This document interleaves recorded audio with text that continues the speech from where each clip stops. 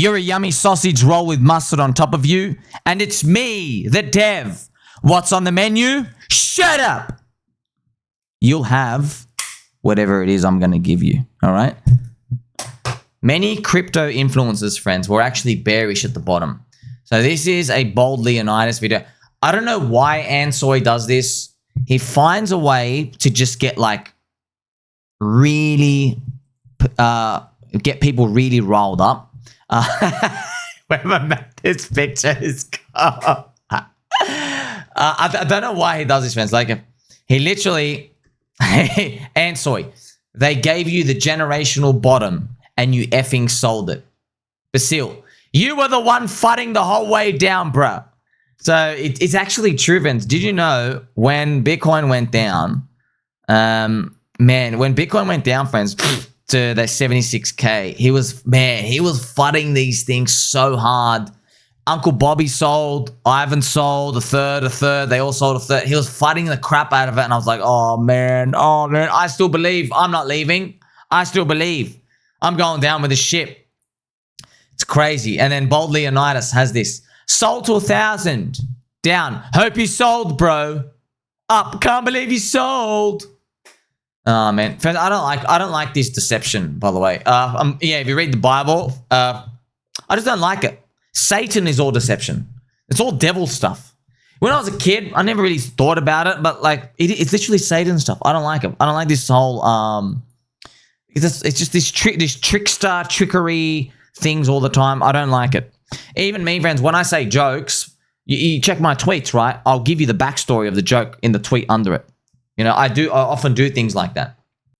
And it's not for anybody to get riled up or anything. Like, we will crank it. Let's take it back to a time when we were so much in love, baby. Ooh. We are still going to crank it, but like it just breaks my heart, man, because these people, friends, they kind of forget, like, these market cycles, they're not kind to everyone, man. They're not. And these people as well, the top 0.1% are making money by the trading, and they're obviously making money because they have big network effects that follow them. And then the network effects of which other people, they're just getting rinsed because they're buying the tops after these guys and they're selling the bottoms and they're moving on to other stuff out here. And just to continue, I've got more juicy stuff coming your way. Check out this Coinfessions Rekt. I spent the last of my Bitcoin stack on an NFT cockfighting project. I really thought it was a great idea and hired developers and artists. Dude, you don't need to do NFTs for cockfighting. They have gay clubs for that if you're into that. What are you talking about? Okay, I spent over 40K. Turns out I have no idea what I'm doing and it isn't going very well. I didn't tell my wife and I was doing this and she still thinks we have 40K in Bitcoin. I'm so trucked and I feel authoritario for losing this way. Yeah, it sucks, man. I don't know what NFT stuff that, man, it's just tough. Oh man, I hope we don't end up like this guy. But like we know the fundamentals are like Bitcoin's gone down a little bit. Ethereum went down lots. Bitcoin goes up. Ethereum can't recover. We have all the business cycle and everything telling us that as well. So we have a lot of these headwinds along our way. I don't think we're gonna end up like this guy. I hope we don't end up like this guy. What do you do in that situation? I'll just be honest, man. If you are this guy, you're gonna have to take some turbo risk, man. You have to take some turbo risk. Look, I'll just be honest. What I do, if you can sell, like, let's say he's down 90%. He sells it for 4K. What I would do, and this could not work, I would just go, okay, you got 4K. I'll put in 5 coins, probably like split it into Richard Hart cores, 80% Richard Hart cores, and then I'd just go pump 20% pDAI. And there you go. You have them 5 and just pray. That's literally what I'd do.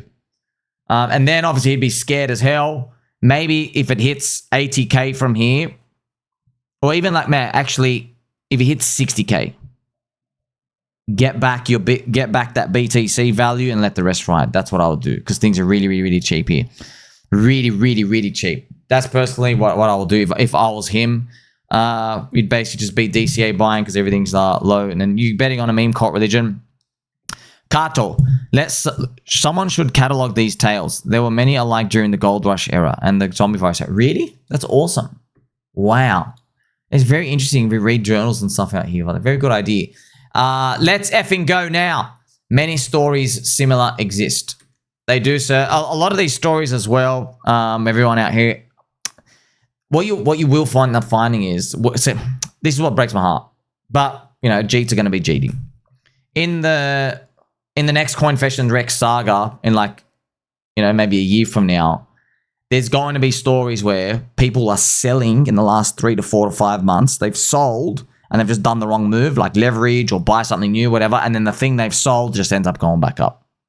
You know, and it ends up making up the whole way. And they're going to look at it at the end and they go, oh, crap, if I just held, I'd be doing well. Hex from Ethereum, EHEX. So if we saw like a 28% move up today, friends, as both hexes rise, remember they're down 99%, okay? So you can't expect much. But as they rise, we will see some fancy action. So Icosa and Hedron come back alive. The Atropa Hex, that like thing. So remember as well, friends, for Atropa, when it comes to, I get the philosophy behind Atropa is if they take a token, they take a token and they bond it with something else. The bonding is now fractional reserve. It's like the leverage on it. So you can make big fractional reserves things on it, you know? That's actually what we do in the financial system, yeah? So we have like, you know, a country has a certain amount of gold and then all of fiat bills, US bills, and then they derive all their fractional reserve stuff out here. And so that's pretty much, I guess, how it works in a nutshell. But you got to remember, in the economy, it's based off economic activity. You know, in crypto, we don't have the economic activity yet. We're just building this system, you know? So like, but maybe it all works out. Maybe it all works out. Also, as it comes alive, right, as EHEX comes alive and Hex, EHEX and PHEX ratio, as I was like, the whole thing resurrects, people are going to speculate on that more. That wakes up the EX-PX ratio because people are then going to be thinking about, how high is that ratio going to go back? Are we go back from up to 0.5, which means a 2 to 1? Are we going to get that? So those things will be exciting to witness. Also, friends, there was a message here from Rackham Rishel. Now, remember, friends, we call him Rackham Rishel just because there's a lot of wallets that are linked to the dumping, and Rectum is a very funny name. I got it from Dr. Exologist. It's a Rackham Rishel. It's so funny. Now, he made a long post here. He's basically said, you were defending me when people were accusing me of dumping. This is Stevie Boo and Trade Bro. The other whales on the network know that I am not. That's all that matters. We play by the rules with each other. I am too large to exit. I knew that going in. The truth is, while everyone was and is saying I'm dumping, Stevie Boo and I are in accumulation phase for the past 15 months. They said I was dumping, but now I have more than I started with. Bitcoin had its Genesis whales. ETH has its, and I wanted to be one in PulseChain. You don't get there by dumping anyway. Again, thank you. There are 12 people in my sack wallet. Okay, Mr. Pirate and Dickie Hart. Dickie Hart, who loves Ricky, also likes it. Both know that. The dumping is easy. It was my ex-wife. I know. No one else went through a divorce and lost half their ass in the USA. Anyway, I did. Anyway, thanks. We should talk sometime. Also, friends, I think, thanks for the confirmation here. He put in $27 million as well. So look, friends, I know it's tough here. Oh, but yeah, here we go. Dick with butt from Shimshoni. Thank you very much, sir. Another core coin. So, but yeah, that's why there's controversy. I'm here just to cover the story for everyone. So, you know, like, so Rackham Rishel, friends, I know you see wallets and there's dumping, unpopular. The thing is, man, he put in $27 million to back a Dickie Hart as well. So that's Dickie Hart. That's what makes it really controversial. It's like on one hand, the dumping linked from the wallets where he says it's his ex-wife. And on the other hand, there's, damn man, like you really went turbo hard. Like maybe he still goes hard. You can answer that. I don't know. But I want to let you know this, friends. So you know, there are whales. They're still around here. They're still. It's nice to see like a face of just someone around because it makes it real. When you like see a character in the community, it makes you realize, oh, we're not just like going away tomorrow. There's people who literally want these things to succeed. You might say, oh, they're dumping it, but they still want to succeed, you know? And like, is there a way for them to exit? You need exchanges to come out to ramp up the volume so they can do like a slow exit and stuff out here. You know what also happened earlier today, friends? So Donald Trump's token unlocked $400 million. Yeah, and so this Trump token, friends, as well. Remember, Trump token hit like a peak of like $70. I think it flushed up somewhere.